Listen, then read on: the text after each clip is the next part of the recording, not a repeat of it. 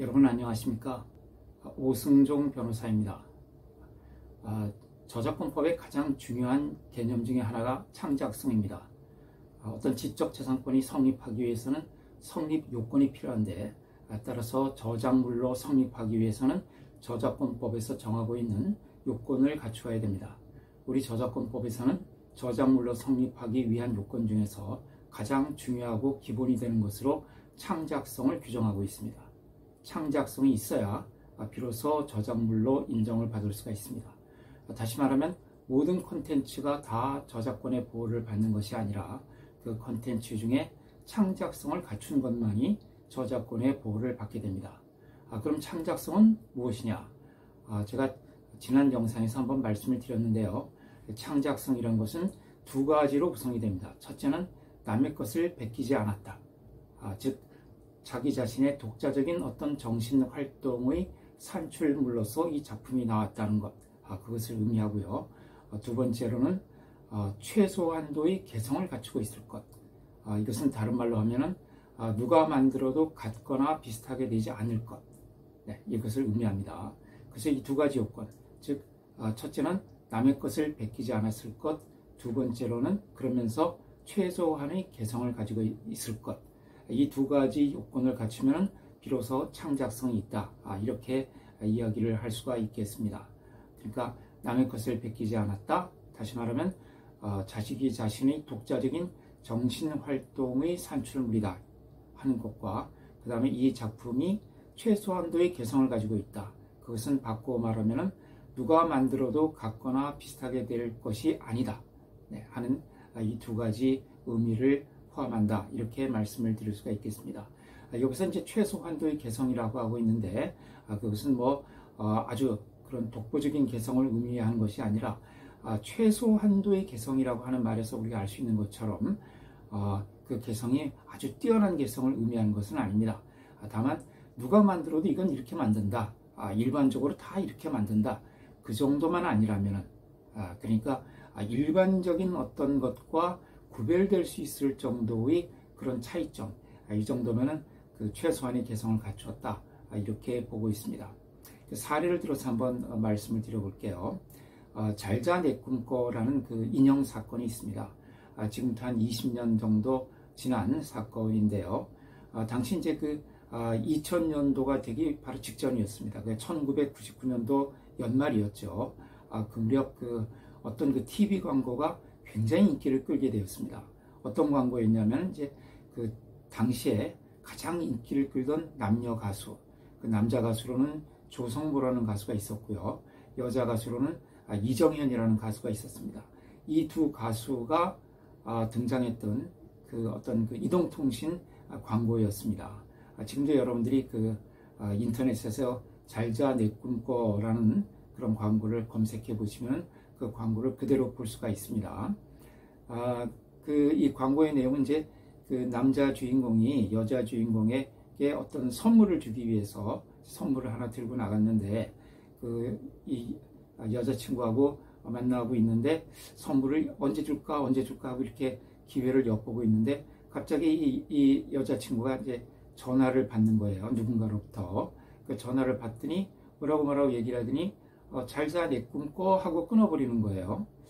그래서 이 남자친구가 아니 도대체 누구한테 잘자 내 꿈꿔 저런 정말 연인 사이에서나 있을 법한 그런 말을 하는가 하고 굉장히 기분이 나빠졌어요.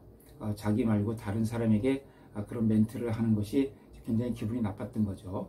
그래서 가지고 갔던 선물을 그 여자친구에게 주지 않고 집에 돌아가져와서 그냥 이렇게 소파에 툭 던져버립니다. 그런데 잠시 후에 자기 핸드폰을 들어보니까 그 메시지가 녹음이 된 거예요. 그래서 그 메시지를 들어보니까 아까 그 여자친구가 잘자 내 꿈꿔 하는 멘트가 그 메시지에 음성 메시지로 이제 녹음이 되어 있는 겁니다. 그러니까 그 여자친구는 이 남자친구하고 만나면서 미리 음성 메시지에 잘자 내 꿈꿔 하는 인사를 남긴 거죠. 만나고 있는 과정에서. 그런데 이제 이 남자친구는 그것이 자기 말고 어떤 다른 사람에게 멘트를 하는 것인 줄 오해를 하고서 이제 주려고 가지고 나갔던 선물을 주지도 않고 집에 와서 이제 던져버렸던 거죠. 이때 그 이 남자친구가 가지고 나갔던 이 선물이 바로 곰 인형이었습니다. 아주 흔하게 볼 수 있는 곰 인형인데 우리가 보통 테디베어라고 부르는 그 곰 인형이죠. 뭐 이 곰 인형은 워낙 오래전에 만들어진 거기 때문에 뭐 저작권 그런 건 이미 다 소멸이 된 겁니다. 또 누가 만들었는지는 모르고요. 그런 이제 흔한 그런 곰 인형이었는데 다만 이제 이 곰 인형의 특징이라고 하면은 이 원단이, 이 인형의 원단이 반짝이 원단으로 되어 있었습니다. 그러니까 일반적으로 이제 곰 인형은 이제 털이 복슬복슬한 그런 인형으로 되어 있는데 이건 반짝이 원단으로 되어 있는 그런 인형이었어요. 그런데 이 광고가 이 두 그 가수의 인기에 힘입어서 광고가 아주 인기를 끌게 되고 그러니까 이 광고의 소품으로 등장했던 이 인형이 아주 뭐 불티나게 팔리기 시작을 한 겁니다. 그래서 시중에서 막 없어서 못 팔 정도로 많은 이렇게 수요가 넘쳐나게 되었어요. 그래서 그 당시에 보면은 뭐 이제 여고생들이 이렇게 뒤에 가방에도 이렇게 뭐 매달고 다니고 뭐 레스토랑 같은 데 가면은 이 곰 인형이 뭐 서너 마리 막 다 대여섯 마리씩 이렇게 진열되어 있고 참 많이 인기를 끄는 그런 이제 곰 인형이 되었습니다. 그렇게 되다 보니까 이제 국내의 어떤 이런 곰 인형 같은 이런 인형을 판매하는 이 봉제업자들이 이 곰 인형을 막 만들고 있는데 뭐 아무리 만들어도 이 워낙 수요가 폭발적으로 증가를 하니까 이 수요를 도저히 따라갈 수가 없는 거예요. 그래서 그 중국에 이런 이제 봉제 공장들이 많이 있거든요. 그래서 급하게 이제 중국에 그런 주문을 내 가지고 중국에서 막 그 밤새 이 곰 인형을 생산을 해가지고 국내로 이제 수입을 해 오는 그런 상황이었습니다. 그러니까 우리나라 봉제업자들이 뭐 자기들 공장만으로는 도저히 이 수요를 감당할 수가 없어서 중국에 있는 공장들을 막 24시간 돌려가면서 이 곰 인형을 생산을 했던 거죠.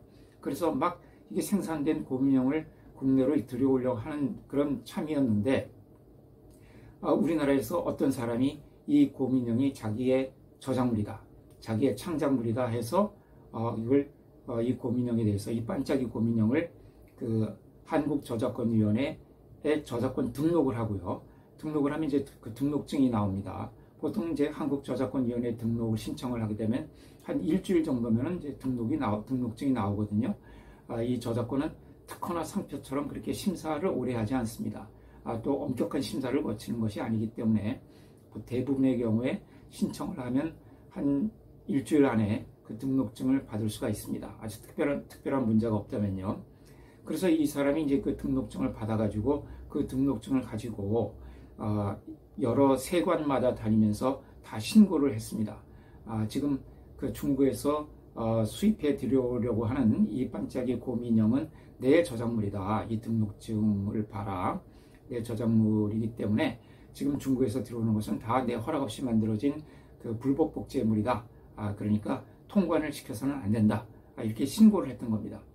그래서 이 뭐 세관, 뭐 김포 세관, 인천 세관, 목포 세관, 그 우리나라 이런 많은 세관에서 이 반짝이 곰 인형이 중국으로부터 수입이 되려고 하다가 결국 이 세관에서 묶이게 된 거예요.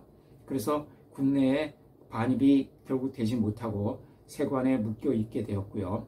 그동안에 이제 이 신고를 했던 이 사람은, 그러니까 저작권 등록을 했던 사람이죠. 이분은 이제 국내에서 아주 독점적으로 이 반짝이 곰 인형을 판매를 해서 많은 이득을 올린 것으로 알고 있습니다. 그래서 이 봉제업자들이 이제 중국에 주문을 해서 이 인형을 제조해서 수입하려고 했던 봉제업자들이 이 소송을 이제 제기를 하게 됐어요. 이 반짝이 곰 인형은 아무리 봐도 이거는 창작성이 없다. 이거는 종전에 있던 흔한 그 곰 인형과 크게 차이가 없고 원단만 그냥 반짝이 원단으로 바꾼 것인데 이것을 창작성이 있다고 볼 수가 있느냐? 그건 창작성이 없다. 이렇게 이제 주장을 해서 결국 소송이 됐습니다. 소송이 한참 진행이 돼가지고 결국 한 1년 정도 지난 후에 이 반짝이 원단, 그러니까 흔한 그 기존에 있었던 이 곰 인형의 원단만 반짝이 원단으로 바꾼 것만으로는 이거는 창작성이 있다고 할 수 없다.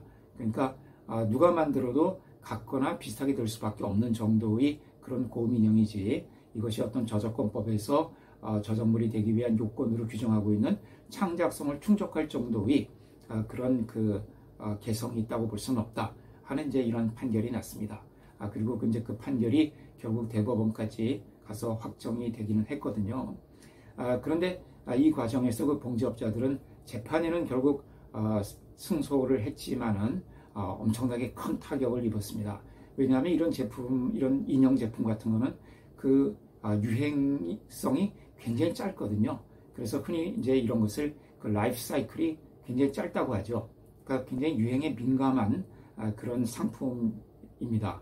그래서 당시 그 2000년이 되기 직전, 그 당시에 이제 새로운 밀레니엄 시대가 열리는 그런 21세기가 열리는 그런 시점이었죠. 그 시점에서 잠깐 이 광고와 함께 인기를 반짝 끌다가 그 다음에 그러니까 2000년이 되어서 뭐 2월이 되니까 이제 거의 찾는 사람이 없어졌고요. 3월이 되니까 뭐 길거리에 이렇게 떨어져 있어도 누가 주워가지도 않을 정도의 그런 상품이 되었습니다. 그래서 결국 이 봉제업자들은 최종적으로 몇 년 후에 승소 판결을 받기는 했습니다만 결국은 뭐 자기들이 투자했던 그러니까 중국에 주문을 내고 그 생산하는 과정에서 자기들이 가진 돈을 막 거의 투자했었거든요. 또 그리고 일부 이 봉제업자들은 이 저작권 침해를 했다고 해서 뭐 잠깐이지만 구속도 되고 그랬었습니다. 그 과정에서 많은 피해를 입었고 또 상당수의 그 봉제업자들이 정말 도산하는 그런 안타까운 일도 있었습니다. 이렇게 어떤 큰 대박 상품들의 경우에 이 창작성이 없다고 해서 결국 저작물로 인정받지 못하는 그런 경우들이 많이 있거든요. 사실 이 사건은 제가 그 봉제업자들을 대리해서 소송을 했던 사건입니다. 그래서 재판에서는 승소를 했지만은 결국 이 봉제업자들 제가 대리했던 이 봉제업자들은 큰 손해를 입었던 참 그런 좀 저에게는 안타까운 기억으로 남아있는 그런 사건입니다. 또 뭐 지난 영상에서도 제가 소개를 드렸던 그런 뭐 사건들 제가 다뤘던 사건이기도 합니다. 여호와 솜사탕 사건에서도 제가 그 법원에 그 요청을 받아서 의견서를 제출했는데 사실은 제가 생각했던 것과는 다른 결과가 나왔습니다. 그래서 그것도 역시 좀 안타까운 기억으로 남아있는 사건이고요. 이렇게 변호사로서 재판에 관여하다 보면은 승소를 해서 깊은 사건보다는 이렇게 패소를 해서 안타까운 사건들이 오래 지나도 훨씬 더 기억에 남더라고요.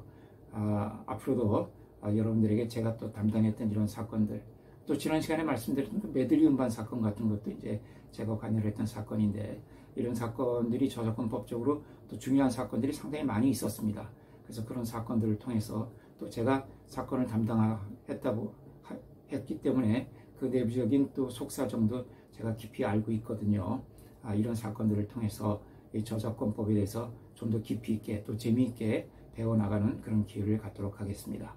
네, 오늘 영상은 이것으로 마치겠습니다. 감사합니다.